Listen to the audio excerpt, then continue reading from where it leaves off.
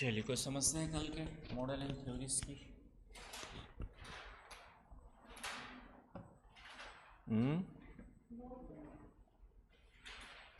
कोई समस्या नहीं है।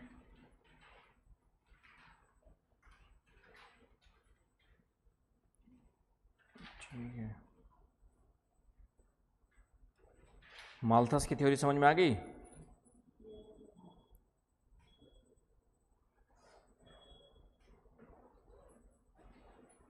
चलिए, माल्थस की थ्योरी को ही उसकी आलोचना वगैरह देख ली थी, क्या कमियां हैं। तो उसने सिर्फ बायोलॉजिकल आधार पे देखा था, सामाजिक आर्थिक कारकों को ज़्यादा कंसिडर नहीं किया था, है ना। कि जैसे आलोचना क्रिटिसिज्म देख लिया था ना हमने, क्रिटिसिज्म हो गया था ना माल्थस का। ठीक है, उसने जैसे उस समय टेक्नोलॉजिकल डेवलपमेंट, कॉन्ट्रासेप्शंस वगैरह उस समय आ चुके थे, उनको भी उसने कंसिडर नहीं किया। तो ये सब उसकी कमियां थी, है ना। टेक्नोलॉजिकल डेवलपमेंट को कंसिडर नहीं किया उसने, जो है कि टेक्नोलॉजिकल डेवलपमेंट से हम फूड प्रोडक्शन को क्या कर सकते हैं, कई गुना बढ़ा सकते हैं, इंक्रीज कर सकते हैं। इन सब को उसने कंसिडर नहीं किया था। आ रही बात समझ में? तो यहाँ तक समझ में आ गया होगा। अब आते हैं इसी को बाद में 1990s में जो है, मतलब 1960 के बाद से कुछ ऐसे विचारक हुए जो कहते हैं कि माल्थस के विचार आज भी क्या है, रिलेवेंट है, प्रासंगिक है। आज भी क्या है, कहीं ना कहीं प्रासंगिक है। या माल्थस कुछ समय बाद भविष्य में फिर जाकर के सही हो जाएंगे। समझ पा रहे हो मेरी बातें?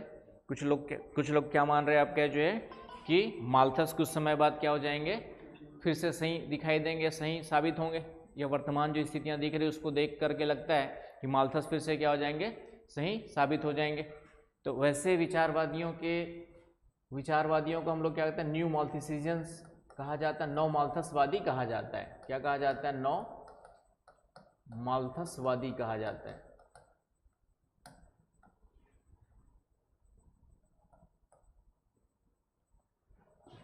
ये किस आधार पे बोलते हैं? ये इस आधार पे बोलते हैं कि वर्तमान में जो पॉपुलेशन ग्रोथ हो रही है ना, अभी भी बढ़ रही है सभी देशों में, सभी जगह बढ़ रही है, कहीं पे कम कहीं पे ज़्यादा। बस यूरोपियन और कुछ डेवलप कंट्री को छोड़ दो तो पॉपुलेशन हर अफ्रीका में बढ़ रही है, एशिया में बढ़ रही है कि नहीं, साउथ अमेरिका वाले कंट्रीज़ में बढ़ रही है। तो most of the regions countries में अभी भी पॉपुलेशन क्या हो रही है, कंटिन्यूसली ठीक ठाक रेट से बढ़ रही है। फिर दूसरा ये कहता है कि वर्तमान में हमारे पास संसाधन क्या है, सीमित है। एग्रीकल्चर लैंड और एग्रीकल्चर फर्टिलिटी क्या है हमारे पास, लिमिटेड है, सीमित है। समझ रहे हो ना भाई? तो क्या होगा कि एक समय के पश्चात फिर से कहीं ना कहीं जाके फूड प्रोडक्शन कम हो जाएगा और इस तरीके से पॉपुलेशन और ज़्यादा हो जाएगी, फूड प्रोडक्शन कम हो जाएगा, तो माल्थस फिर से जा करके क्या हो जाएंगे, सही हो जाएंगे। तो इस आधार पर इन लोग माल्थस को क्या करते हैं, फिर से सही होने की बात करते हैं, जिसे ही नव माल्थसवादी विचारधारा या नव माल्थसवादी विचार कहा जाता है। इसकी भी वही आलोचना है कि टेक्नोलॉजिकल डेवलपमेंट को एक फिर से मनुष्य को कम करके आंक रहा है ना। मनुष्य है हवा में खेती कर लेगा कल के दिन में, नहीं कुछ ऐसी टेबलेट बना देगा, एक ही टेबलेट खाओ, आपका जो है बाकी चीज़ें खाने की ज़रूरत नहीं पड़ेगी, डेवलप कर लेगा केमिकल, कुछ ऐसे कंपोजिशन बना करके। हो सकता ही नहीं हो सकता है। तो इसीलिए हम इसको फिर से निराशावादी कहा जाता है। लेकिन मैंने फिर से कहा कि प्रैक्टिकली देखें तो कुछ हद तक तो आने वाले समय में हमारे पास एग्रीकल्चर लैंड कम होते जा रही है, बिल्डिंग्स बना रहे, सड़कें बना रहे, एग्रीकल्चर लैंड को इंक्रोच कर रहे पूरा का पूरा, है कि नहीं। फर्टिलिटी कम हो रही है, प्रोडक्शन कम हो रहा है हमारा, जो है पॉपुलेशन अभी भी क्या हो रही है, डिमांड बढ़ रही है। तो एक समय ऐसा दिखेगा जब फिर से लगता है कि माल्थस, यदि ध्यान नहीं दिया गया तो माल्थस क्या हो जाएंगे, आपके सही हो जाएंगे, तो गलत दिखाई नहीं देते हैं। तो इसी को थोड़ा सा लिखना है, थोड़ा सा समझना है। तो इंट्रोडक्शन में क्या लिखेंगे, तो एक दो पॉइंट इंट्रोडक्शन के लिए लिख लो। ये सब नोट्स में भी रहेंगे, लेकिन क्लास में जो कराया जा रहा है पॉइंट वाइज वो अच्छे से याद रखना है, समझने के लिए नोट्स काफ़ी है वैसे। इंट्रोडक्शन में पहला पॉइंट लिख लीजिए। इसमें इंट्रोडक्शन में क्या लिखेंगे कि ये माल्थस के विचारों का आधुनिक रूप है। नव माल्थसियन क्या है आपके, जो है माल्थस के विचारों का आधुनिक रूप, इंग्लिश में लिख लीजिए modern extension of the modern extension of the ideas of Thomas Robert Malthus. बहुत सारे बच्चे ऑप्शनल पहले ज्योग्राफी रखे थे, सब छोड़ दिए फिर से। वो तो खैर उन लोग 2 लोग तो उधर बाहर गए, इन लोग पहले डिसाइड ही नहीं कर पा रहे अभी तक। चलिए, अब एक ऑप्शनल डिसाइड नहीं कर पा रहे तो फिर आईएएस कैसे बनेंगे? तो जब क्यों वही माल्थस ही है, ठीक है। Modern extension of the ideas of Malthus, उसका पूरा नाम बोल दिया था मैंने, थॉमस रॉबर्ट माल्थस। पूरा नाम क्या है? Thomas Robert Malthus. तो माल्थस के विचारों का आधुनिक रूप है, कॉमा लगा के लिखिए, जो जनसंख्या वृद्धि कॉमा संसाधनों की कमी और पर्यावरणीय क्षरण के बीच संबंध पर जोर देता है। पर्यावरणीय क्षरण के बीच संबंधों पर जोर देता है।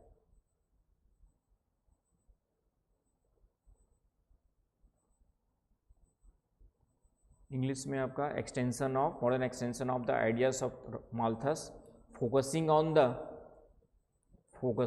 The relationship between population growth, resource depletion and environmental degradation.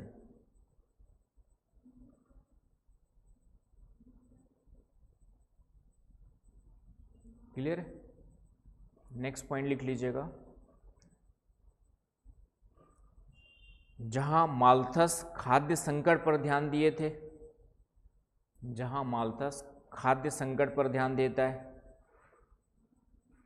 वही नव माल्थसियन विचारधारा प्राकृतिक संसाधनों, पारिस्थितिक सीमाओं और सतत विकास पर केंद्रित है। माल्थस खाद्य संकट पर ध्यान दिए थे, वही नव माल्थसियन विचारधारा प्राकृतिक संसाधनों, पारिस्थितिकी सीमाओं और सतत विकास पर केंद्रित है।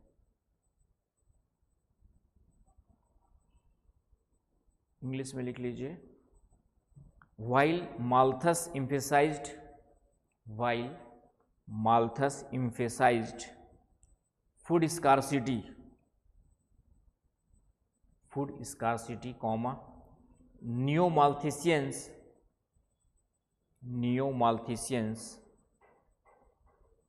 broadened the concern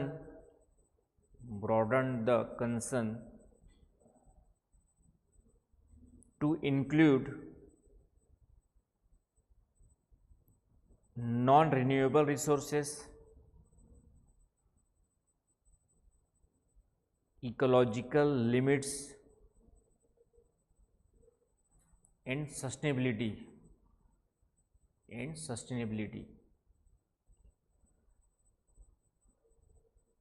आया समझ में? ये इंट्रोडक्शन हो जाएगा। इसका भी हिस्टोरिकल बैकग्राउंड है, नव माल्थसियन विचारधारा का भी हिस्टोरिकल बैकग्राउंड।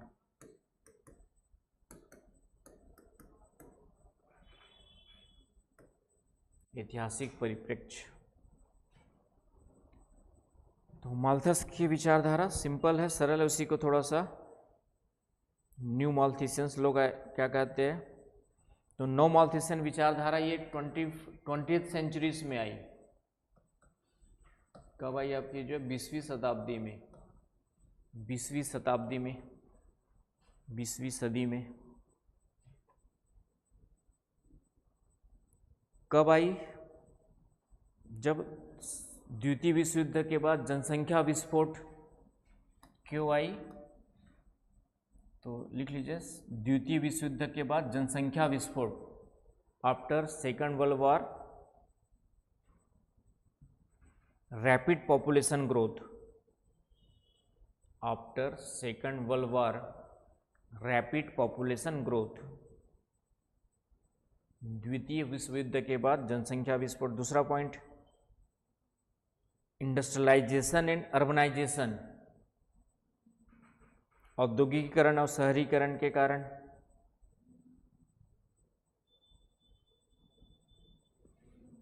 औद्योगिकीकरण और शहरीकरण के कारण। Next, environmental crisis. Environmental crisis, पर्यावरणीय संकट के कारण।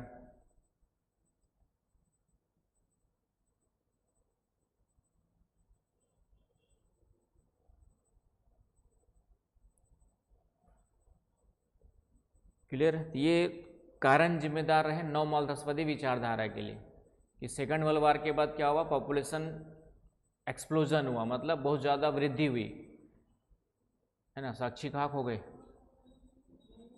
हैं, ठीक है, बस छोड़ दे रहा हूँ, तबीयत खराब है तुम्हारी, लगा तबीयत बोलता हूँ उपवास इसलिए। तो पॉपुलेशन एक्सप्लोजन किसको कहते हैं हम लोग? पॉपुलेशन एक्सप्लोजन, जनसंख्या विस्फोट वर्ड यूज करते हैं जब पॉपुलेशन ग्रोथ रेट 2% से ज़्यादा होती है। Greater than 2% population growth rate होती है, उसको क्या कहते हैं हम लोग? पॉपुलेशन एक्सप्लोजन कहते हैं, राइट। तो सेकंड वर्ल्ड वॉर के बाद क्या था, कई कंट्रीज में पॉपुलेशन एक्सप्लोजन हो रहा था, तो डेफिनेटली उसको कम करने के लिए कुछ लोगों ने चिंता जाहिर की कि बोले भाई माल्थस फिर से यहाँ पे सही दिखाई दे रहे है कि नहीं। और फिर देखा कि अर्बनाइजेशन इंडस्ट्रियलाइजेशन बढ़ रहा है, तो एग्रीकल्चर लैंड वगैरह सब क्या होते जा रही है, कम होती जा रही है, एग्रीकल्चर का प्रोडक्शन कम होते जा रहा है ना, बात समझ में। तो कहीं ना कहीं चिंता वाली बात है।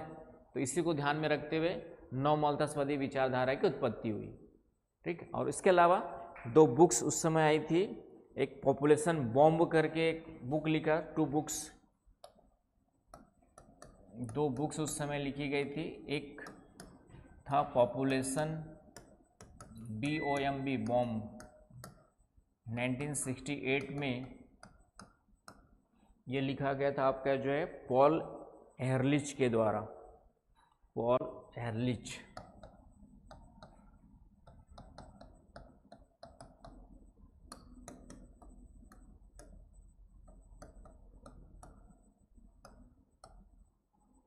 एक बुक लिखी गई पॉपुलेशन बॉम्ब करके, हिंदी में भी पॉपुलेशन बॉम्ब लिख लेना, हिंदी में भी आप क्या जो है पॉपुलेशन बॉम्ब लिख सकते हो।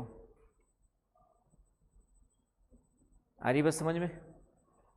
और उसी समय एक बुक्स, तो एक ये बुक थी और बाकी एक कॉन्सेप्ट आया था, ये बुक लिखी गई आपकी, और एक कॉन्सेप्ट आया था आपका लिमिट्स टू ग्रोथ। ये इकोनॉमिक ज्योग्राफी में एक टॉपिक है लिमिट्स टू ग्रोथ करके, 1972 में एक रिपोर्ट आई थी। ये रिपोर्ट का टाइटल था, एक रिपोर्ट आई थी, वन रिपोर्ट, ये बुद्धिजीवियों के द्वारा दी गई थी, रोम, जिसको रोम क्लब ऑफ रोम क्लब कहा जाता था। क्लब ऑफ रोम का मतलब है इंटेलेक्चुअल्स लोग का ग्रुप था आपका जो है रोम क्लब, बुद्धिजीवियों का क्या था, समूह था। उन्होंने एक लिमिट्स टू ग्रोथ करके कॉन्सेप्ट दिया। उन्होंने कहा कि एक सीमा के पश्चात ग्रोथ जाके रुक जाएगी, क्यों? क्योंकि हमारे पास संसाधन कम है, इसीलिए। तो इन दोनों के बेस पर ही नव माल्थसवादी विचारधारा को क्या मिला, बल मिला। उन्होंने भी कहा हम भी यही सोच रहे, इन लोग भी वही बोल रहे, तो इसका मतलब हम सही सोच रहे। तो इस तरीके से नव माल्थसवादी विचारधारा सामने आई। तो ये हो गया आपका नव माल्थसवादी विचारधारा के पीछे का बैकग्राउंड क्या था कि ये आया क्यों, इसका मूल विचार क्या है उसको देख लेते हैं। मूल विचार, 4 आइडियाज, 4 आइडिया क्या है इनका मूल विचार।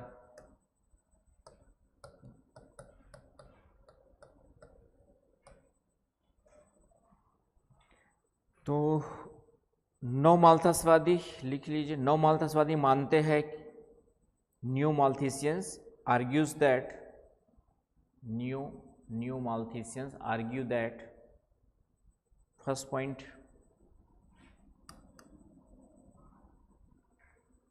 पृथ्वी पर संसाधन सीमित है, earth has a finite resources, earth has a finite resources.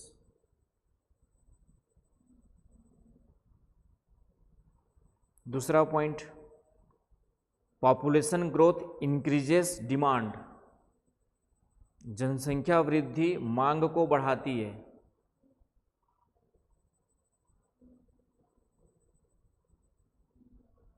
Next, this leads to resource depletion, this leads to resource depletion and ecological stress, इससे संसाधनों की कमी और पर्यावरणीय दबाव बढ़ता है, इससे संसाधनों की कमी और पर्यावरणीय दबाव बढ़ता है। समझ गए इसका मतलब कि इन्होंने कहा कि पृथ्वी पर संसाधन क्या है, सीमित है, लिमिटेड है, फाइनाइट है। दूसरा, जनसंख्या वृद्धि बढ़ रही है तो डिमांड बढ़ रही है कि नहीं। और तीसरा कहा कि डिमांड तो बढ़ रही है, उसको हम फुलफिल करने के लिए क्या कर रहे हैं, फिर से बहुत ज़्यादा एक्सप्लॉयटेशन कर रहे हैं सॉइल का और एनवायरनमेंट का। तो एक समय के पश्चात एनवायरनमेंट फिर से क्या हो जाएगा, सॉइल फिर से क्या हो जाएगी, इनफर्टाइल हो जाएगी और कहीं ना कहीं प्रोडक्शन हमारा कम होना ही होना है। तो इस तरीके से ये मान करके चलते हैं और इस तरीके से क्या मान के चलते हैं कि माल्थस आज फिर से क्या है, कहीं ना कहीं सही हो जाएंगे। ठीक है, तो यहाँ तक कोई समस्या, कोई कन्फ्यूजन है तो बताएं। ठीक है, तो नौ माल्थसवादी जो है इस तरीके से ये विचारधारा लेके चलते हैं।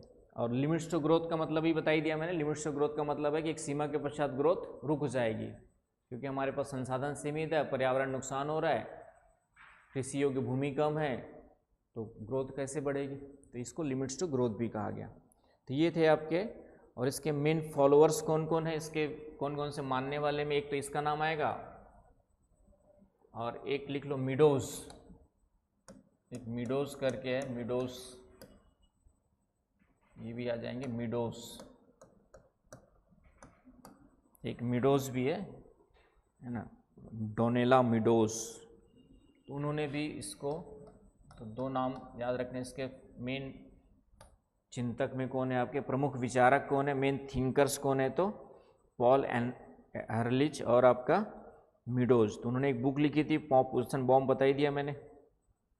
ठीक है, उन्होंने चेतावनी दी थी पॉपुलेशन बॉम्ब में कि इससे अकाल पड़ सकता है, भविष्य में जनसंख्या वृद्धि के कारण से क्या पड़ सकता है, अकाल की स्थिति बन सकती है, फैमिन की स्थिति बन सकती है ना। इन्होंने चेतावनी दी थी इस बुक में कि जिस तरीके से पॉपुलेशन बढ़ रही है, आने वाले समय में क्या पड़ेगा, अकाल की चेतावनी दी थी, famine warning, warns for famine, ठीक, खाने वाने की कमी हो जाएगी। तो इस तरीके से ये लेकर के चलते हैं।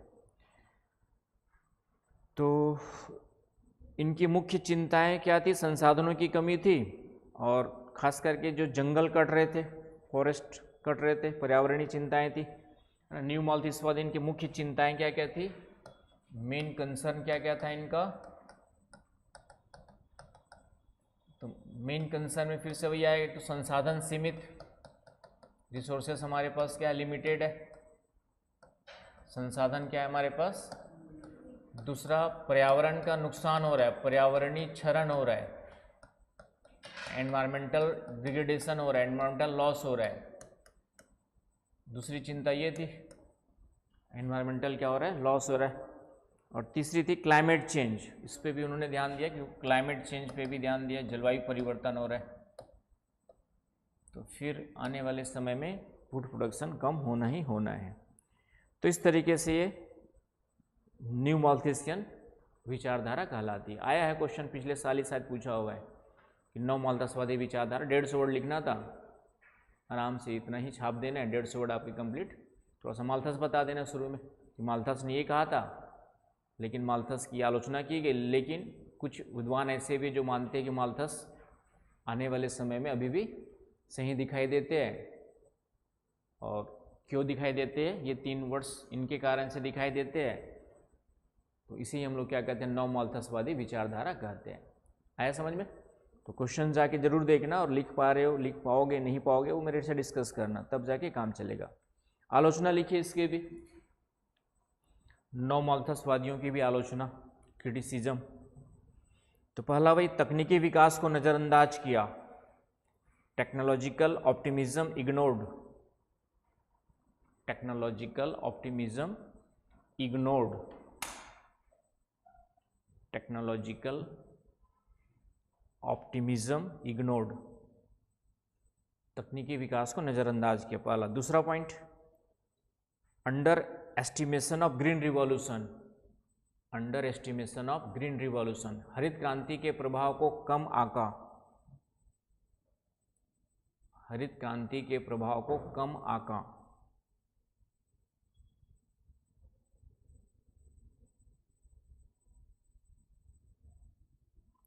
आया समझ में? Next, unequal resource distribution, unequal resource distribution,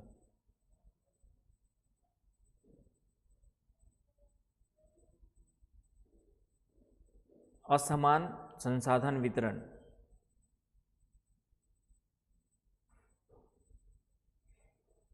है ना। असमान संसाधन वितरण का मतलब ये मुख्य समस्या है, संसाधन की कमी नहीं है, समस्या क्या है? असमान वितरण है ना, क्योंकि अफ्रीका संसाधनों से भरा पड़ा है, कहीं पे संसाधन है ही नहीं बिल्कुल भी। Next, human innovation capacity underestimated, human innovation capacity underestimated, मानव नवाचार को कम करके आंका।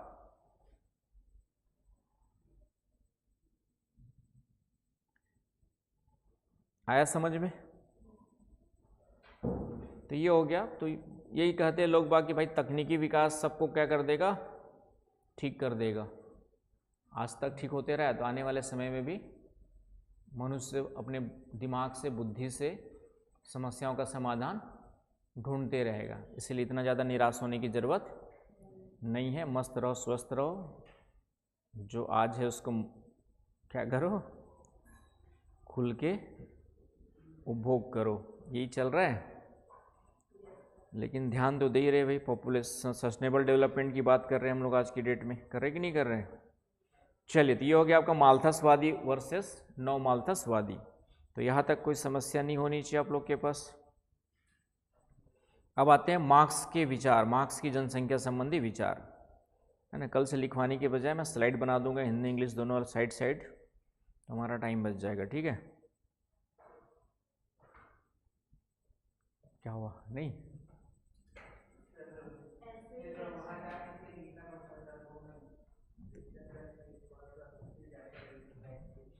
वाह वाह वाह, तो फिर यहाँ पे टाइम ज़्यादा लगेगा, फिर ये मत बोलना यहाँ था ज़्यादा टाइम लग रहा है। एक ही मतलब है, यहाँ टाइम दो चाहे घर में, तो समझ गए ना भाई? एक ही मतलब है, यहाँ जल्दी ख़त्म करना है, घर में टाइम देना पड़ेगा, और यहाँ आराम से पढ़ना है तो घर में टाइम नहीं देना पड़ेगा। दोनों एक ही मतलब है। तो तुम लोग की मर्जी। मैं तो चाह रहा था तुम लोग को जल्दी आना ना पड़े, ज़्यादा एग्ज़ाम देना है तुम लोग को अभी, तुम लोग की मर्जी है, मेरी क्या। मेरे तो दोनों ही काम वही है, यहाँ लिखवा दूँ या वहाँ लिखवाने। मेरे को घर में ऐसे नहीं कि मेरा टाइम बचता है, मैं 3 घंटे लगते हैं स्लाइड बनाने में। यदि 1-2 घंटे 1.5 घंटे पढ़ाने के लिए स्लाइड बनाता हूँ, कितने घंटे लगते हैं मुझे बैठना पड़ता है टेबल पे, टेबल और लैपटॉप पे 1.5 घंटे कट पेस्ट करके उसको पूरा कौन सा कंटेंट कहाँ पर जमाना पड़ता है।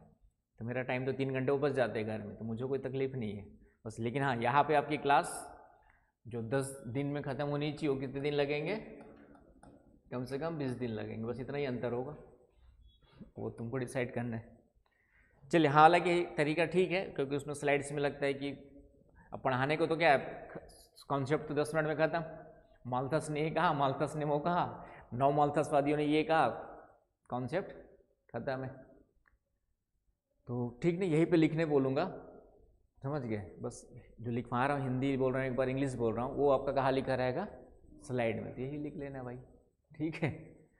चलिए, वो वाला टॉपिक तो जरूरी था स्लाइड वाला, कि उसमें लिखना ज़्यादा था, समझना कम था। किसमें? जो मैंने इसके पहले वाला टॉपिक पढ़ाया था, तो उसको तो वैसे ही करना पड़ेगा, क्योंकि ये वाले टॉपिक में समझना ज़्यादा है और समझने के साथ उतना ही लिखना भी है, राइट। तो यहाँ पे ज़्यादा परेशानी नहीं जाएगी। कुछ टॉपिक्स होते हैं इसमें समझना कम होता है, एक पैराग्राफ में कॉन्सेप्ट ख़त्म और उसके बाद उसका लिखना ही लिखना है, तो उसके लिए स्लाइड्स की जगह पे काम आ जाती, ताकि टॉपिक जल्दी खत्म हो जाए। चलिए, अब आते हैं कार्ल मार्क्स के विचार, जनसंख्या संबंधी विचार। ये भी सरल है, 10-15 मिनट में कॉन्सेप्ट खत्म हो जाएगा मेरा, उसके बाद सिर्फ लिखना ही है। कार्ल मार्क्स का नाम तो सुना ही होगा। मार्क्सवादी क्रांति पूंजीवाद के विरोध में कहाँ के थे? जर्मनी के थे। कहाँ के थे? जर्मनी के फिलोसफर्स प्लस इकोनॉमिस्ट दोनों थे आपके, जो समाजवादी चिंतक थे, सोशलिस्ट चिंतक थे। तो ये आपका 1818 से 1883 के बीच कार्ल मार्क्स का जो टाइम पीरियड है ये वाला है, 1818 टू 1883 तक। तो नाम सुना है कार्ल मार्क्स का? क्या बोलते हैं, साक्षी 1, साक्षी 2, नाम सुने हो कार्ल मार्क्स का? नहीं सुने होंगे, साइंस वाले नहीं सुनते, मैं भी नहीं सुना था, कान होगा कोई सोचते थे। जब पढ़ने बैठे तब तो मार्क्स, हमारे पास दो विचारधाराएं चलती है, एक पूंजीवादी विचारधारा, कैपिटलिज्म। तो सब अधिकांश विकसित देशों में कैपिटलिज्म था। तो कैपिटलिज्म के कारण से कैपिटलिज्म में क्या होता है कि जो रिसोर्सेस है, जो संपत्ति, उस पर सभी संपत्तियों पे प्राइवेट क्या होता है आपका, जो है कंट्रोल होता है, निजी लोगों का कंट्रोल होता है। संसाधनों पर किसका कंट्रोल होता है आपके, जो है रिसोर्सेस पर प्राइवेट कंट्रोल होता है, गवर्नमेंट का कोई कंट्रोल नहीं होता। जैसे अमेरिका जाएंगे तो अमेरिका में चाहे इंडस्ट्री हो चाहे एग्रीकल्चर हो, सब अपने, इंडिया में एग्रीकल्चर एंड प्राइवेट सेक्टर में है। 1991 से पहले सब कुछ गवर्नमेंट के कंट्रोल में था ऑलमोस्ट। 1991 से पहले इंडस्ट्री भी कौन लगाती थी? गवर्नमेंट। जैसे भिलाई आयरन स्टील इंडस्ट्री वो गवर्नमेंट ने लगाया था। लेकिन कैपिटलिज्म में क्या होगा, इंडस्ट्री कोई गवर्नमेंट वगैरह नहीं लगाएगी, हर कोई प्राइवेट व्यक्ति लगाएगा। एलन मस्क लगाएगा, नहीं तो टाटा अंबानी बिरला लगाएंगे। गवर्नमेंट का उसमें सिर्फ इंटरफेयर कुछ भी नहीं रहेगा, बस उसको ज़मीन वमीन चाहिए, वो सब एक पर्टिकुलर रेट पे उनको प्रोवाइड कराएगी, लेकिन खुद इंडस्ट्री लगा के खुद चलाती नहीं थी। तो ये होता है समाजवाद में मार्क्सवाद। तो इससे पूंजीवाद के कारण से क्या हुआ, असमानता बढ़ती गई, गरीब गरीब होते गया, अमीर, असमानता में अमीरी गरीबी का डिफरेंस बढ़ते गया। तो मार्क्स कहता है कि अमीर अमीर होते जाता है, गरीब गरीब होते जाता है। क्यों होता है? पूंजीवादी व्यवस्था के कारण से होता है, कैपिटलिज्म व्यवस्था के कारण से होता है। क्यों? क्योंकि कैपिटल उनके पास होता है, इन्वेस्टमेंट करते हैं और अधिक से अधिक प्रॉफिट कमाना चाहते हैं। तो अधिक से अधिक प्रॉफिट कमाएंगे तो मजदूरी क्या करेंगे, वो कम से कम देंगे। मजदूरी क्या करेंगे, कम से कम देंगे, है कि नहीं, ताकि प्रॉफिट अधिक से अधिक हो। अब यहाँ पर संसाधन पूरी तरह से किसके हाथ में है? कुछ लोगों के हाथ में, अमीरों के हाथ में। तो मजदूरों का क्या करते, शोषण भी करते। तो इसी के विरोध में फिर मार्क्सवाद ने एक पूरी क्रांति क्रिएट की कि भाई ऐसे काम नहीं चलेगा, संसाधनों पर किसका अधिकार होना चाहिए? सरकार का, राज्य का अधिकार होना चाहिए। नहीं तो फिर असमानता निरंतर क्या होती जाएगी। हालांकि मार्क्सवाद सफल नहीं रहा उतना, क्योंकि वो चाहता था कि सभी संसाधनों पर सरकार का नियंत्रण हो। चाइना में पहले साम्यवाद वगैरह था पूरा का पूरा, तो स्थिति वही थी। बाद में वो भी, उसने भी कुछ कैपिटलिज्म एडॉप्ट किया, पूरी तरह सफल नहीं रहा आपका, जो है राइट। क्योंकि हर चीज़ सरकार करेगी तो फिर सरकार 500 लोगों की सरकार क्या क्या कर लेगी। 500 लोगों की सरकार, हमारे संसद में कितने लोग बैठे? 545 लोग, 550 लोग क्या क्या निर्णय ले लेंगे, क्या क्या कर लेंगे कि तुम्हारे लिए दवाई की व्यवस्था भी करे, खाने पीने की व्यवस्था भी करे, सब व्यवस्था सरकारी करेगी तो काम करना मुश्किल होता है। तो प्रैक्टिकली उतना सक्सेसफुल नहीं रहा। तो पूंजीवादियों ने भी कुछ सुधार किया बाद में, वो बात अलग है। तो यहाँ पे मार्क्स कहते हैं, तो मार्क्स जनसंख्या वृद्धि को किसका परिणाम मानते हैं? पूंजीवाद का परिणाम मानते हैं। मार्क्स जनसंख्या वृद्धि को किसका परिणाम मानते हैं? पूंजीवाद का। Population growth is the result of capitalism. समझ में आ रहा है? मार्क्स क्या कहते हैं कि जो पॉपुलेशन ग्रोथ हो रही है, पॉपुलेशन वृद्धि जो हुई है या होती है लोगों में, देशों में, वो किसका रिजल्ट है? आपका कैपिटलिज्म का रिजल्ट है। कैसे बताता है कि बोलते हैं कि पूंजीपति लोग पूंजी अक्यूमुलेट करते रहते, पूंजी संचय करते रहते, पूंजी जमा करते रहते हैं, कम मजदूरी दे करके अधिक से अधिक प्रॉफिट कमाते हैं और वो अधिक से अधिक प्रॉफिट को खुद रखते हैं। तो उनके पास कैपिटल क्या हो रहा है, कैपिटल एक्यूमुलेट हो रहा है, एक्यूमुलेशन हो रहा है, जमा हो रही है कि नहीं। लेकिन श्रम के पास उनके पास मजदूरी इतनी मिलती है कि दाल रोटी भात खा करके अपना जीवन जी सके, उससे ज़्यादा उनके पास श्रम लेबर कॉस्ट मिलता ही नहीं है। तो इस तरीके से श्रम क्या होता है, सस्ता और गरीब का गरीब बना रहता है। तो जो लोअर क्लास है, जो गरीब वर्ग है, वह क्या करता है, अधिक से अधिक बच्चे पैदा करता है, ताकि अधिक से अधिक लोग काम करेंगे तो अधिक से अधिक घर में इनकम आएगी इस उद्देश्य से। लेकिन इसका फायदा भी किसको मिलता है, पूंजीपतियों को मिलता है, क्योंकि श्रम और ज़्यादा बढ़ गया। तो श्रम बढ़ गया, श्रम की सप्लाई बढ़ गई, तो रेट फिर से श्रम का क्या हो गया, कम हो गया, और जितना चाहे उतना श्रम उनको कम कॉस्ट में मिल जाता है। तो फायदा फिर फाइनली किसको होता है, पूंजीपतियों को होता है। और पूंजीपति आगे बढ़ते जाता है, गरीब हमेशा गरीब के चक्र में फंसा ही रहता है। तो इस तरीके से मार्क्स बोलता है कि पूंजीवाद खत्म करो, तभी जा करके ये जनसंख्या वृद्धि भी कंट्रोल में आएगी, गरीबी भी कंट्रोल में आएगी। तो पूरी व्यवस्था परिवर्तन की बात करता है मार्क्स, उसी को मार्क्सवादी क्रांति कहते हैं हम लोग, मार्क्सवादी विचारधारा, मार्क्सवादी रिवॉल्यूशन कहते हैं। आ रही बात समझ में। तो इस तरीके से मार्क्स ने पॉपुलेशन के कॉन्टेक्स्ट में विचार दिया। उसने कहा कोई भी पॉपुलेशन के लिए यूनिवर्सल रूल नहीं हो सकता है। जैसे माल्थस ने कहा कि जनसंख्या जो है ज्योमेट्रिकल शेप में, ज्योमेट्रिकल प्रोग्रेशन में इंक्रीज करती है और फूड प्रोडक्शन अर्थमेटिक तरीके से होती है। तो मार्क्स कहता है कि ऐसा कोई यूनिवर्सल रूल नहीं हो सकता है, हर जगह ज्योमेट्रिकल प्रोग्रेशन में ही बढ़े जरूरी नहीं है ना। पॉपुलेशन के लिए कोई भी यूनिवर्सल प्रिंसिपल, यूनिवर्सल रूल बनाया नहीं जा सकता है। ये कौन कहता है, मार्क्स कहता है। क्यों? क्योंकि पॉपुलेशन ग्रोथ कई सारे सोशल, कल्चरल, इकोनॉमिकल फैक्टर से इफेक्ट होते हैं। अब जैसे मुस्लिम में 4 शादियाँ होना है, पॉपुलेशन ग्रोथ हमेशा वहाँ पे क्या रहेगा, ज़्यादा रहेगा। आई ना बात समझ में।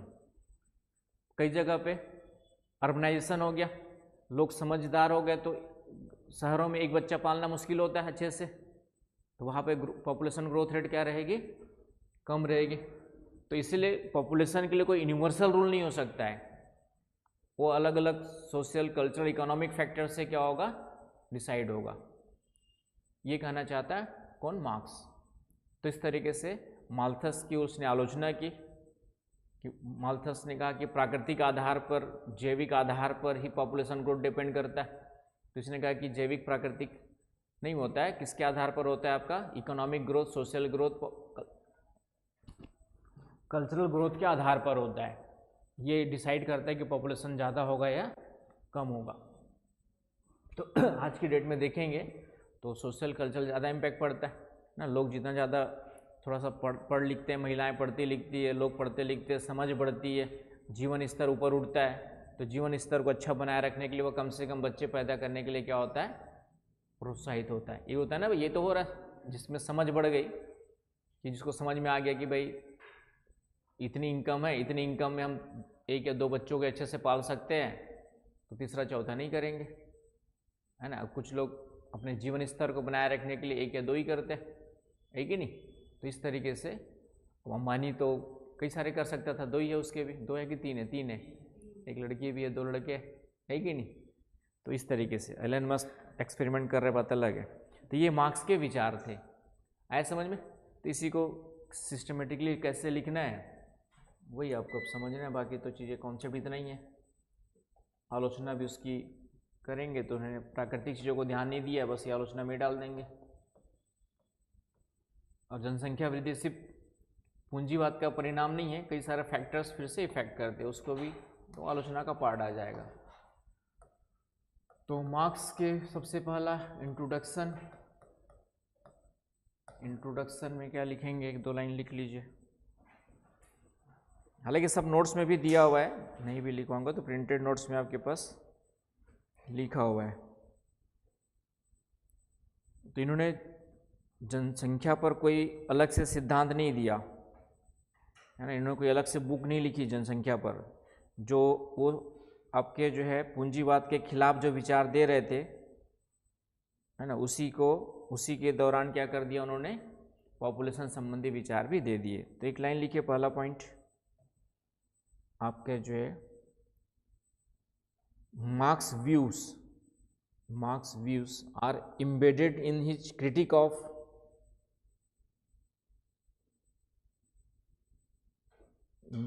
his critique of political economy, comma, primarily in Das Kapital,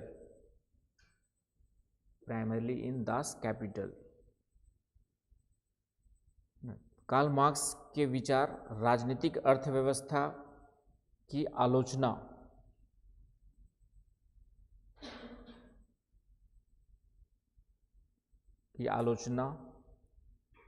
मुख्य रूप से दास कैपिटल में निहित है।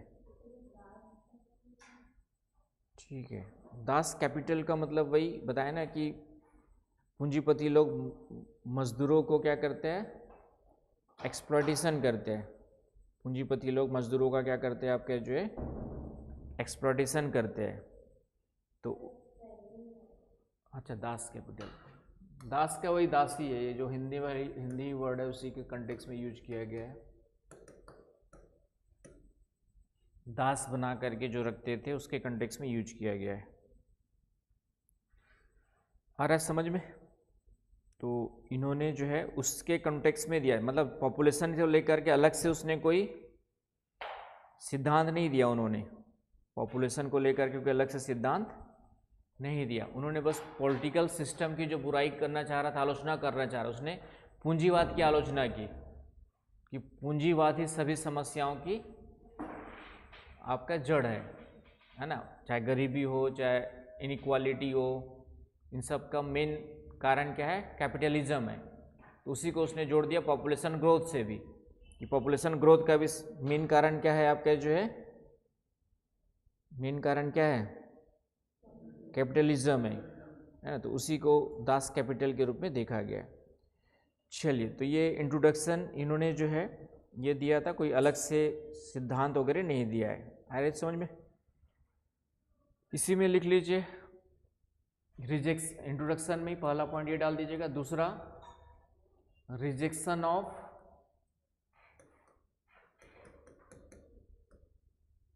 Universal law for population.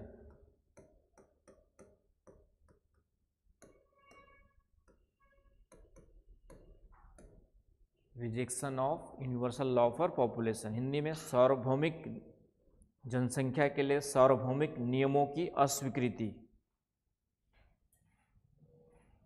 समझ गए इसका मतलब, है ना? समझा दिया ना। इसका मतलब ये बताया कि जनसंख्या के लिए कोई यूनिवर्सल लॉ नहीं हो सकता है, वह अलग अलग टाइम प्लेस के अकॉर्डिंग क्या होगा, चेंज होते जाएंगे। आई ना बात समझ में, कि टाइम के हिसाब से, टाइम और प्लेस के हिसाब से क्या होंगे, वो अलग अलग होते जाएंगे। जैसे आपका अभी भी यूपी बिहार में पॉपुलेशन ग्रोथ रेट ज़्यादा है, केरला में बहुत कम है तो भारत दोनों में, लेकिन समय और स्थान के अनुसार चेंज हो रहे। केरला में पॉपुलेशन ग्रोथ रेट कम है, एजुकेशन ज़्यादा है।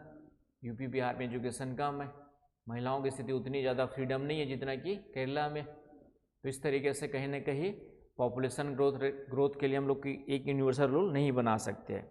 ये अलग अलग किस पे डिपेंड करेगा, आपका जो है सोसाइटी पे डिपेंड करेगा, कल्चर पे डिपेंड करेगा, इकोनॉमिक स्टेटस पे डिपेंड करेगा, है ना। पॉपुलेशन ग्रोथ रेट इन सब पे डिपेंड करता है। आया समझ में? तो प्लेस एंड टाइम के हिसाब से चेंज होते रहता है।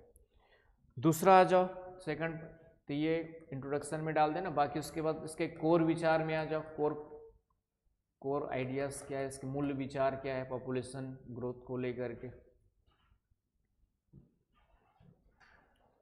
तो इसमें लिखिए, पॉपुलेशन ग्रोथ और सरप्लस पॉपुलेशन, पॉपुलेशन ग्रोथ और surplus population is the result of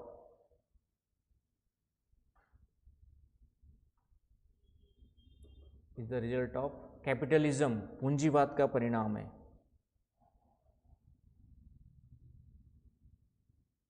जनसंख्या वृद्धि या जनाधिक्य, जनसंख्या वृद्धि या जनाधिक्य पूंजीवाद का परिणाम है।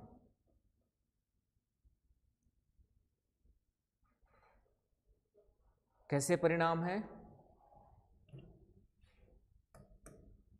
बताया अभी मैंने कि जो अमीर लोग हैं, जो पूंजीपति लोग हैं, जो मालिक लोग हैं, वो क्या करते हैं, पूंजी संचय करते हैं, कैपिटल अक्यूमुलेट करते हैं, अक्यूमुलेशन। आया समझ में? पूंजी संचय करते, कैपिटल अक्यूमुलेशन करते। आया? तो ये लिख लीजिएगा, मतलब वही लिख के उसी में आगे अपने हिसाब से एरो डाल के लिख लीजिएगा। पूंजी संचय कौन करते हैं? जो ऑनर्स होते हैं, मालिक होते हैं, जो क्या बोलते हैं उसको, जो है जो इंडस्ट्रीज होते हैं, वो क्या करते हैं आपके, जो है जो ऑनर्स होते हैं वो कैपिटल एक्यूमुलेट करते हैं। मालिक लोग, उद्यमी लोग, पूंजीपति लोग, पूंजीपति भी लिख सकते हो, है कि नहीं, पूंजी संचय करते हैं। तो बाकी जो श्रमिक है वह क्या करेंगे आपका, जो है जो गरीब लोग हैं या श्रमिक जनसंख्या है, ये क्या करती है, श्रम संचय करती है, लेबर अक्यूमुलेशन, लेबर अक्यूमुलेट करते हैं। क्या करती है आपकी, जो है जिसको आरक्षित श्रमिक सेना कहा जाए, उसने क्या कहा हुआ है, आरक्षित श्रमिक सेना, रिजर्व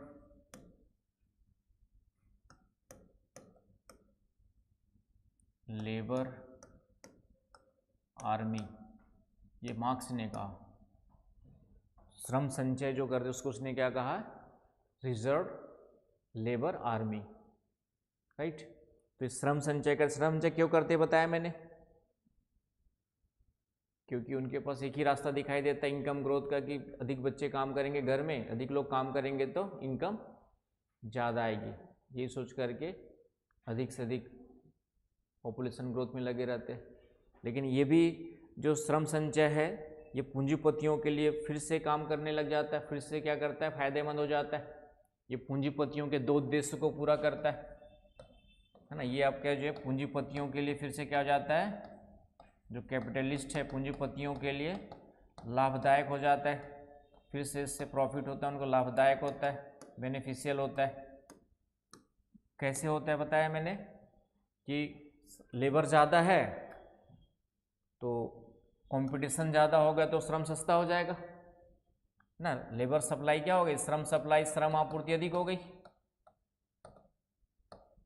आपूर्ति अधिक तो श्रम क्या हो गया, सस्ता हो गया। तो फायदा किसको हुआ, कैपिटलिस्ट को फायदा हुआ। आप कह जो समझ गए ना भाई कहानी। एक तो ये फायदा हो गया, दूसरा ज़्यादा है तो जब जितना चाहे उतना लेबर मिल जाता है काम करवाने के लिए। दो तरीके से फायदा, श्रम की कमी नहीं होती है। तो दूसरा फायदा होता है कि श्रम की तत्काल आपूर्ति हो जाती है। ये प्रिंटेड नोट्स में लिखा हुआ है, बस यहाँ पे पॉइंट लिख करके समझ लेना है, समझाना मेरा काम है। आया समझ में? इमीडिएट सप्लाई ऑफ लेबर, पूंजीपतियों को फायदा कैसे होता है, लाभ कैसे होता है कि श्रम सस्ता हो जाता है because of high level of availability, और जितनी ज़रूरत है उतना सप्लाई भी हो जाता है, इमीडिएट सप्लाई ऑफ लेबर हो जाता है। तो ये उनके लिए क्या हो गया, आपका फायदेमंद हो गया। आया समझ में? तो इस तरीके से उन्होंने कहा कि सभी जनसंख्या वृद्धि का कारण क्या है, पूंजीवाद। पूंजीवाद को ख़त्म करो तभी जनसंख्या वृद्धि भी क्या हो जाएगी, कंट्रोल में आ जाएगी। फिर उसने ये दो पॉइंट हो गए, फिर इसी में दूसरा पॉइंट उसने गरीबी और प्रजनन क्षमता को जोड़ा। दूसरा पॉइंट इसमें लिख लें, गरीबी एंड प्रजनन क्षमता या प्रजनन क्षमता, पॉवर्टी, पॉवर्टी एंड फर्टिलिटी। गरीबी और प्रजनन क्षमता, पॉवर्टी एंड फर्टिलिटी, एबिलिटी या कैपेबिलिटी।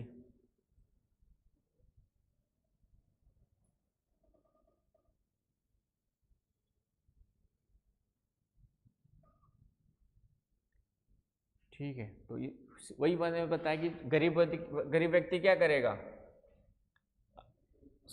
है ना, वही श्रम, गरीब व्यक्ति जो है क्या करेगा, आपका जो है श्रम बढ़ाने के लिए अधिक से अधिक क्या करेगा, पॉपुलेशन ग्रोथ करेगा। तो प्रजनन क्षमता उनकी क्या होगी, ज़्यादा होगी, प्रजनन ज़्यादा होगा और पॉपुलेशन क्या होगा आपका, बढ़ते जाएगा। जो ऊपर एक्सप्लेन किया वही यहाँ पर, गरीबी और प्रजनन के बीच में क्या संबंध हो गया, जितना ज़्यादा गरीबी प्रजनन उतना ही ज़्यादा होगा, क्योंकि उनको अधिक से अधिक इनकम के लिए अधिक से अधिक बच्चे पैदा करने के लिए क्या होंगे, अट्रैक्ट होंगे। आई बात समझ में। तो इस तरीके से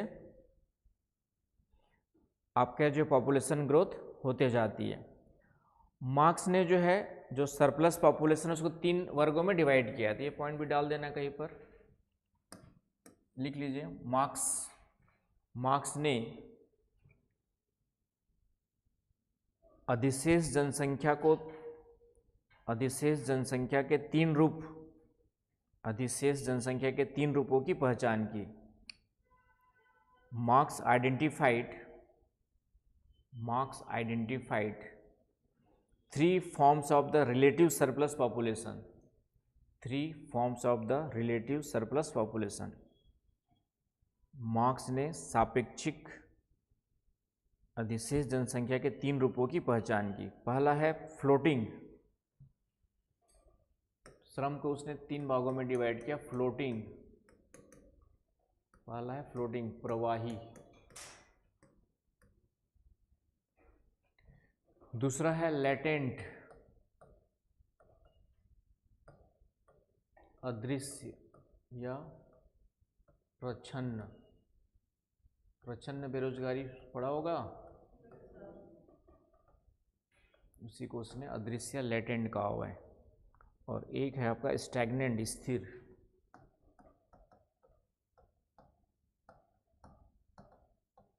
तो मार्क्स ने जो श्रम है, लेबर है, उसको 3 भागों में डिवाइड किया, 3 कैटेगराइज किया हुआ है श्रम को।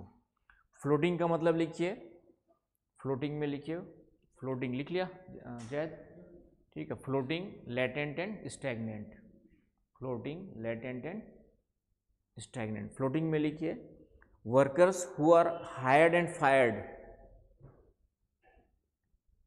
Workers who are hired and fired based on the business cycle,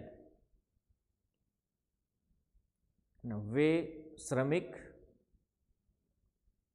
जो हायर और फायर कर दिए जाते हैं व्यवसाय के चक्रीय आवश्यकता अनुसार।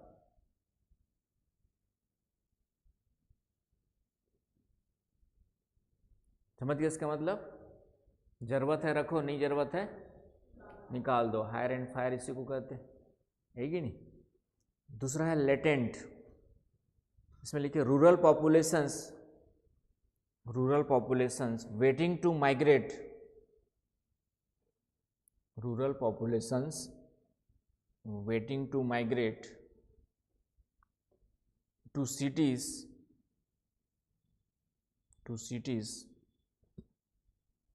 as soon as industrial jobs appear, as soon as industrial jobs appear। Hindi में लिख लो, ग्रामीण जनसंख्या शहरों में प्रवास करने के लिए इंतजार करते रहती है कि औद्योगिक रोजगार जल्दी से जल्दी उत्पन्न होते ही। समझ गए इसका मतलब, लेटेंट का मतलब है छुपी हुई, अभी जब जरूरत होगी तो माइग्रेट करेंगे, मतलब वो काम कर सकते हैं लेकिन काम नहीं मिल रहा है, उसको क्या बोलेंगे, लेटेंट बोलेंगे। समझ गए ना, तभी मिलेगा जब जॉब क्रिएट होंगे आपके जो। नेक्स्ट है स्टैग्नेंट, स्थिर, people with extremely irregular employment, people with extremely irregular employment,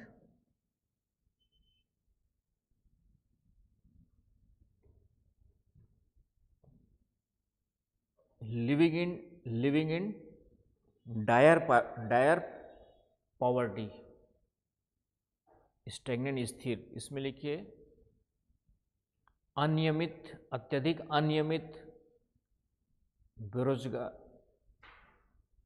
अत्यधिक अनियमित रोजगार, जो अत्यधिक गरीबी में रहते हैं।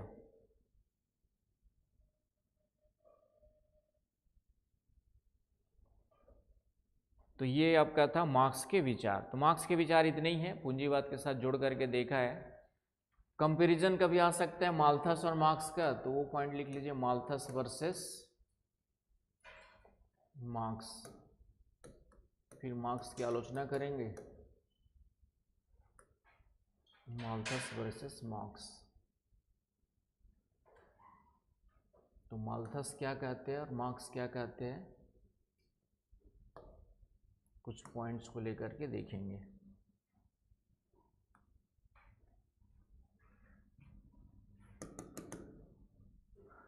तो माल्थस जो है आपका कॉज ऑफ पॉवर्टी, पॉवर्टी का कारण की बात करें, गरीबी का कारण, तो माल्थस गरीबी का कारण किसको मानते हैं, बताओ किसको मानते हैं? ओवर पॉपुलेशन, है ना, जनसंख्या ज़्यादा हो जाती है उसको मानते हैं ओवर पॉपुलेशन, जनाधिक्य कि एक समय के पश्चात पॉपुलेशन क्या होती है फूड प्रोडक्शन के कंपैरिजन, हाँ वही वाला जो तुम बोलना चाह रहे हो वही है, बस उसको थोड़ा, food production less than population growth, यही होगा ना। तो उससे आपका जो है पॉवर्टी उत्पन्न होगी। ये मानते हैं, कैपिटलिज्म को मानते हैं, पूंजीवाद, कैपिटलिज्म गरीबी का कारण है, एक्सप्लॉयटेशन गरीबी का कारण है, एक्सप्लॉयटेशन पूंजीवाद या शोषण,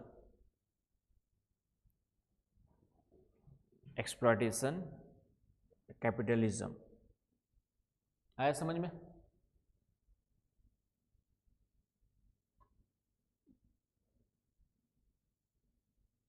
क्लियर हुआ? दूसरा पॉइंट है नेचर ऑफ लॉ, प्रकृति का नियम को मानते हैं कि नहीं मानते? तो ये प्रकृति के नियम को यूनिवर्सल मान के चलते हैं, सार्वभौमिक, प्रकृति के नियम सभी जगह समान होंगे, सार्वभौमिक होंगे। और ये बोलते हैं कि हिस्टोरिकल स्पेसिफिक रहेगा, ऐतिहासिक रूप से विशिष्ट, वहाँ का समाज पे डिपेंड करेगा, हिस्टोरिकल स्पेसिफिक रहेगा कि वहाँ का सामाजिक ऐतिहासिक विशिष्ट रूप से।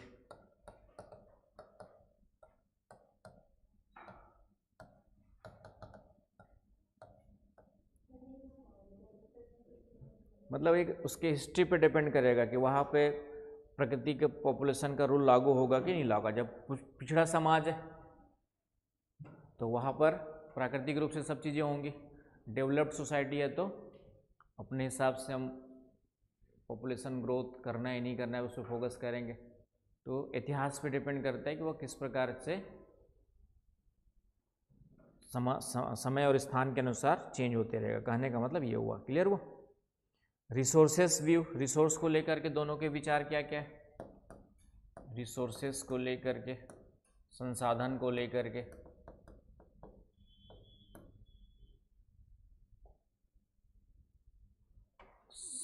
संसाधन को लेकर के दोनों के व्यूज क्या है।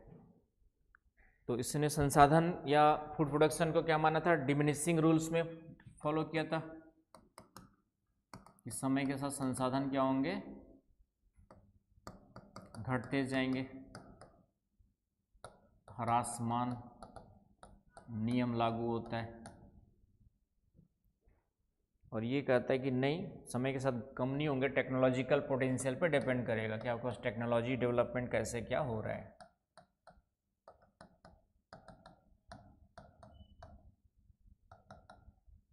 आया समझ में? तकनीकी क्षमता पे डिपेंड करेगा, संसाधन बढ़ेंगे घटेंगे। अफ्रीका में संसाधन है, तकनीक नहीं है, पूंजी नहीं है, तो कुछ नहीं कर पा रहे। तो संसाधन जो है इसीलिए होते नहीं, बनाए जाते हैं। तकनीक है तो आप संसाधन बना लोगे, और तकनीक तब होगी जब पूंजी होगी। कैपिटल ही नहीं है तो कहाँ से बनाओगे, है कि नहीं? तो ये है। और पॉपुलेशन कंट्रोल करने का सॉल्यूशन क्या दिया? जनसंख्या नियंत्रण कैसे होगा? जनसंख्या नियंत्रण के बारे में साधन किसको माना, उपाय किसको दिया? तो ये कहते हैं नैतिक संयम। माल्थस किस पे जोड़ देते हैं? मोरल पैसेंस पे जोड़ देते हैं। नैतिक संयम, मोरल रिस्ट्रेंट।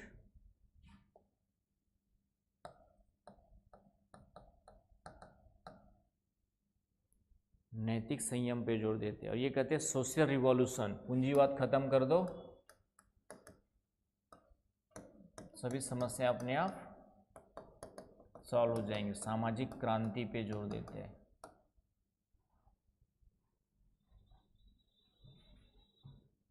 आया समझ में? तो इस तरीके से ये मार्क्स के विचार है।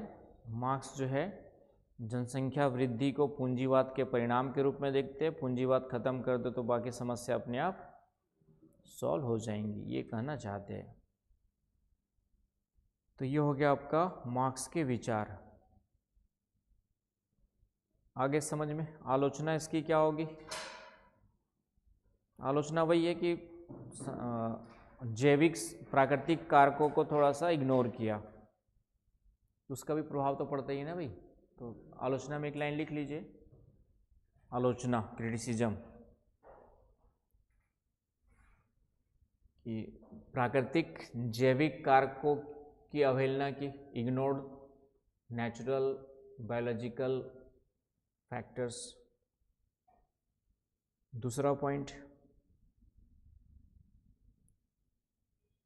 पूंजीवाद ही जनसंख्या वृद्धि का एकमात्र कारण नहीं है, और कई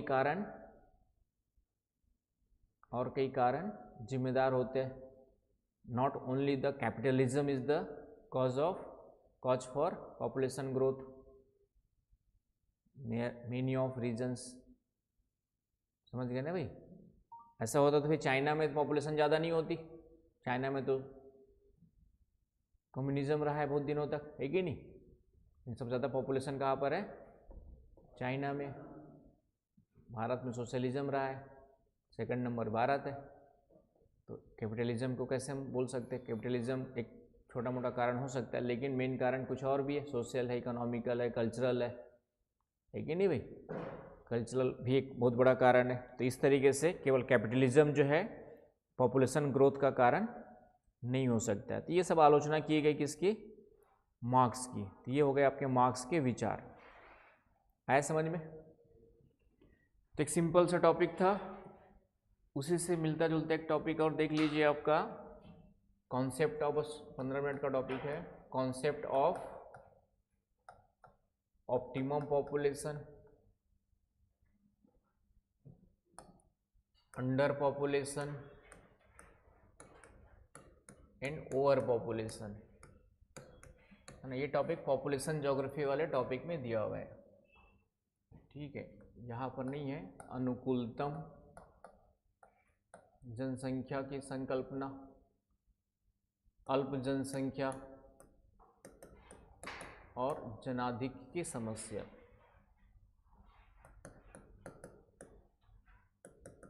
जनाधिक्य का कॉन्सेप्ट, राइट? सिंपल सा कॉन्सेप्ट है, सिलेबस में दे दिया है। तो यहाँ पर है, ये जो कॉन्सेप्ट है ये जनसंख्या और संसाधन के बीच संबंधों की व्याख्या करना चाहता है। सिद्धांत नहीं है, सिर्फ एक सिंपल सा कॉन्सेप्ट, जनसंख्या संसाधन संबंधों की व्याख्या करना चाहता है।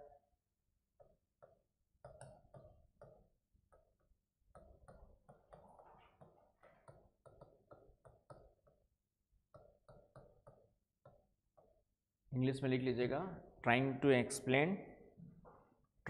Explain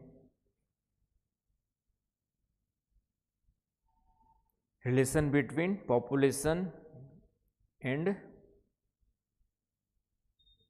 resources, population and resources कैसे करना चाहता है बताओ। अंडर ओवर का मतलब क्या हो गया?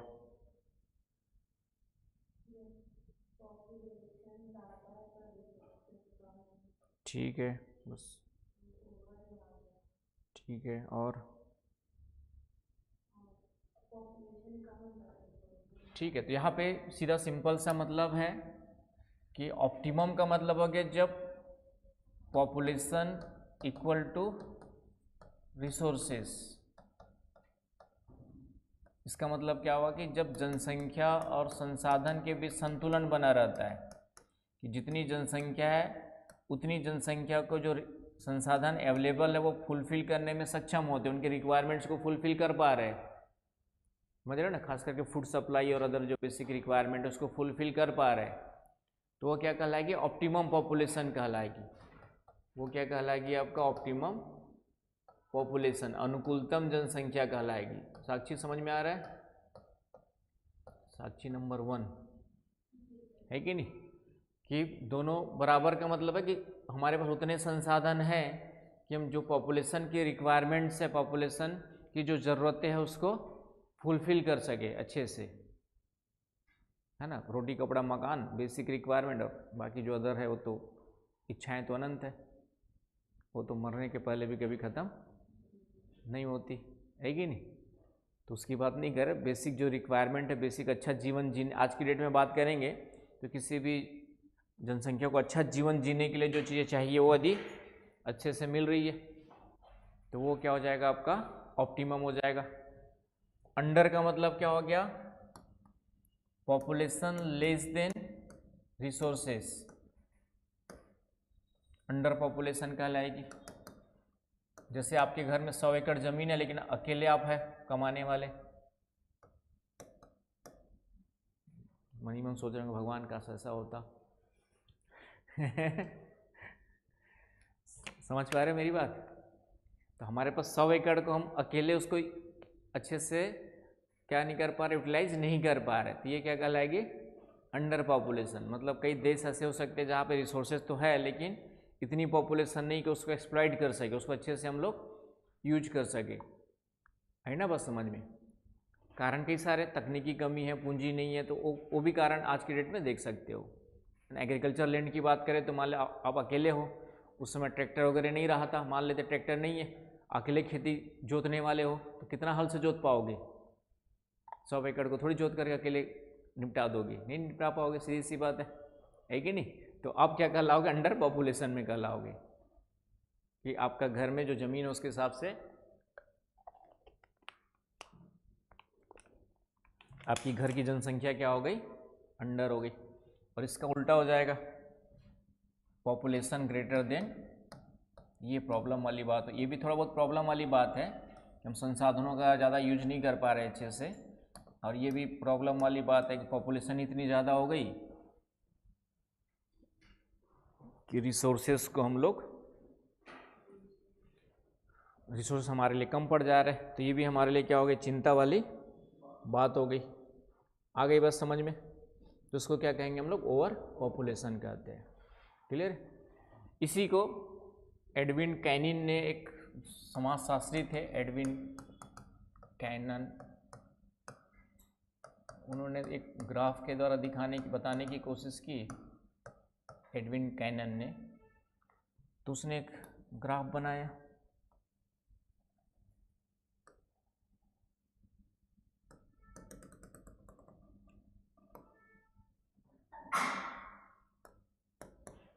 पॉपुलेशन ग्रोथ, जनसंख्या वृद्धि ले लेते इधर की ओर, और ये प्रोडक्शन,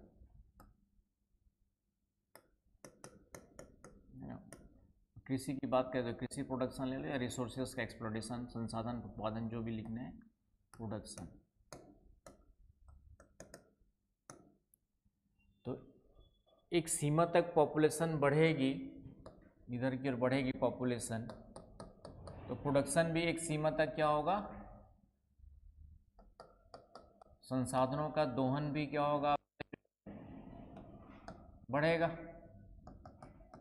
है कि नहीं। जैसे मैंने कहा कि आपके घर में 100 एकड़ जमीन है, तो संख्या बढ़ते 2 3 4 5 10 15 20 हो जाएगी, तो 20 के बाद आप इसका मैक्सिमम इसका यूटिलाइजेशन कर पा रहे हो, 20 लोग काम कर रहे हो, प्रोडक्शन 1000 क्विंटल हो रहा है।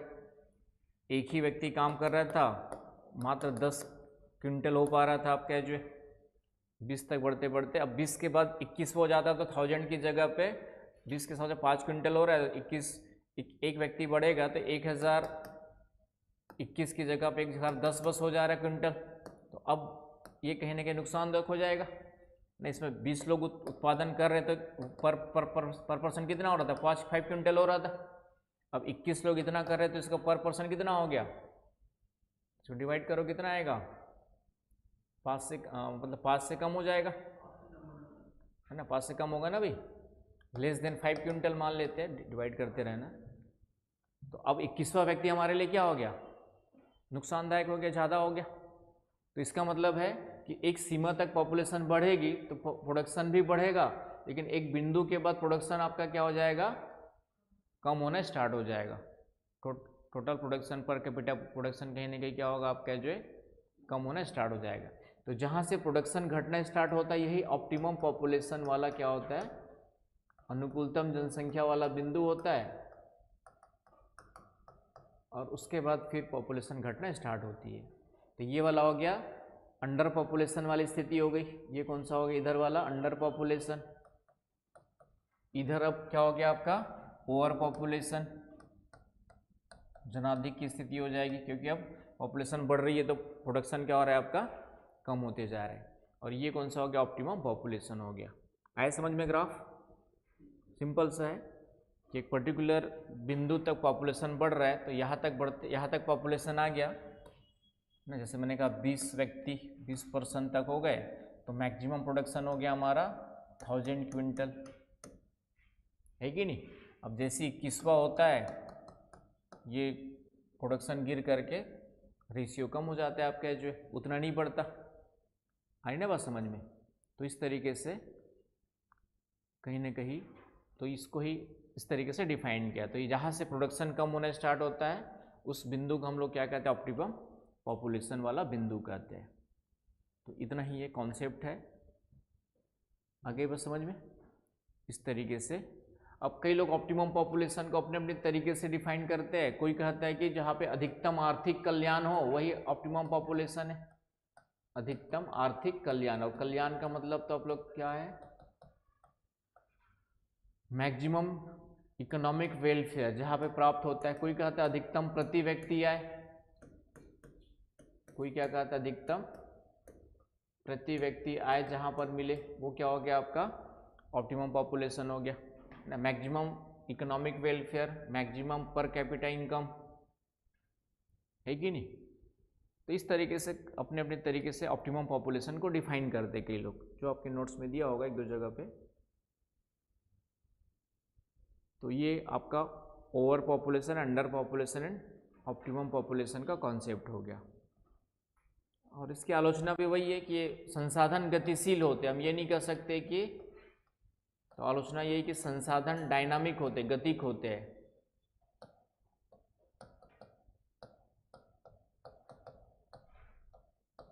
रिसोर्सेज क्या होते हैं, डायनामिक होते हैं, समय और टेक्नोलॉजी के साथ क्या होते रहते हैं, चेंज होते रहते हैं। 100 एकड़ को आज हम अकेला ट्रैक्टर चला के और हेलीकॉप्टर से सिंचाई करके जोत करके, ऑस्ट्रेलिया में जो है हेलीकॉप्टर से ही बीज छिड़का जाता है। अब ड्रोन आ गए हमारे पास, तो ड्रोन से बैठे बैठे यहाँ से चलाएंगे, पानी छिड़कते, पानी तो छोड़ बीज छिड़कते रहेगा आपका जो है कि नहीं। तो टेक्नोलॉजी के कारण से रिसोर्सेस अब अकेला व्यक्ति उतने को क्या कर पा रहा है, कवर कर पा रहा है, 10 की ज़रूरत नहीं है। तो संसाधन डायनामिक का मतलब ही, ये गतिक होते का मतलब समय और स्थान के अनुसार, समय तकनीक के अनुसार क्या होते हैं, बदलते रहते हैं। तकनीकी तकनीकी विकास के साथ चेंज होते रहते हैं, इतना ही लिख लो। तकनीकी विकास के साथ परिवर्तन होते रहता है संसाधनों में। इसलिए कौन सा ऑप्टिमम होगा ये निकालना है ना, इसलिए कितना संसाधन ऑप्टिमम होगा ये कहना पॉसिबल नहीं है कि नहीं। कितना ऑप्टिमम होगा ये कहना पॉसिबल नहीं है। आ रही है बस समझ में। तो ये इसलिए ये कॉन्सेप्ट जो है सिर्फ समझने के लिए ठीक है, व्यवहार में कितने पॉपुलेशन के लिए कितने संसाधन की ज़रूरत पड़ेगी ये कहना पॉसिबल, ऑप्टिमम होगा पॉसिबल नहीं है। आए समझ में। तो ये कॉन्सेप्ट है, जाके नोट्स में प्रिंटेड नोट्स पढ़ना, कॉन्सेप्ट इतना ही याद रखना है। एक टॉपिक ये वाला ख़त्म होता है। कल पढ़ेंगे डेमोग्राफिक ट्रांजिशन थ्योरी, वो इम्पोर्टेंट है, समझने वाला टॉपिक है, उसको पढ़ेंगे। और बाकी जो पढ़ाया है उसको एक बार रिवीजन कर लेना। कोई समस्या होगी आए हुए क्वेश्चन जरूर देख लेना, जितना अभी तक मैंने टॉपिक पढ़ाया ना। राहुल इन खुशबू और बाकी लोग भी स्टार्ट करो, आकांक्षा भी देख ही रहे हो, 3 लोग तो देख ही रहे हो रेगुलर।